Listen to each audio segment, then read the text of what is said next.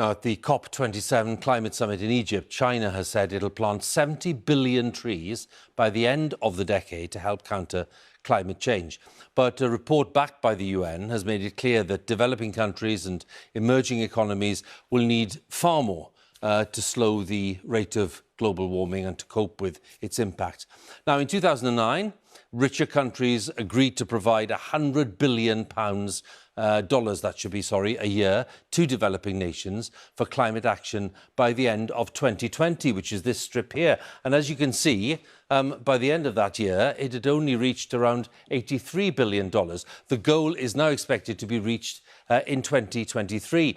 Not only are the existing promises of climate finance not currently being met, but developing countries argue that these targets are also too low.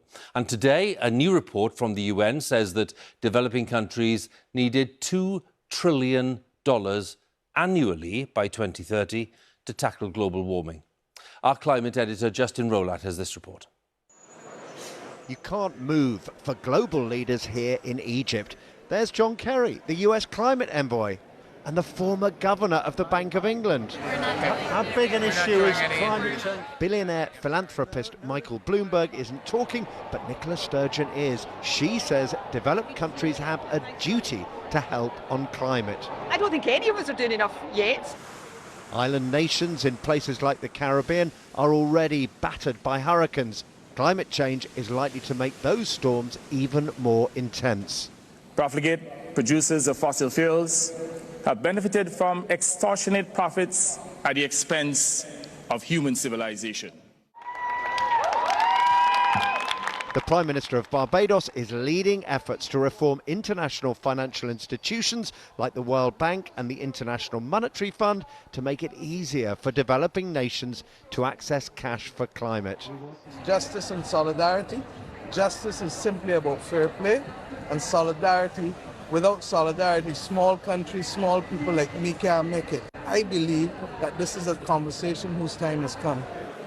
Today, the work of the conference begins in earnest. An army of diplomats and lawyers seeking agreements. This is the main conference hall where the leaders speak. And as you walk around this truly vast convention centre, you get an idea of the range of issues under discussion.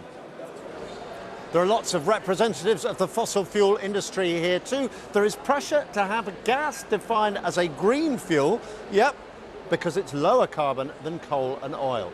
And there are hundreds of businesses here too. Today, the UN announced an effort to stop greenwashing, companies pretending to be environmentally friendly when they're not really. With so many issues on the agenda and so many opposing views, finding compromises is going to be hard, but it will be the only way to make progress here in the desert sands. Justin Rowlatt, BBC News, Egypt.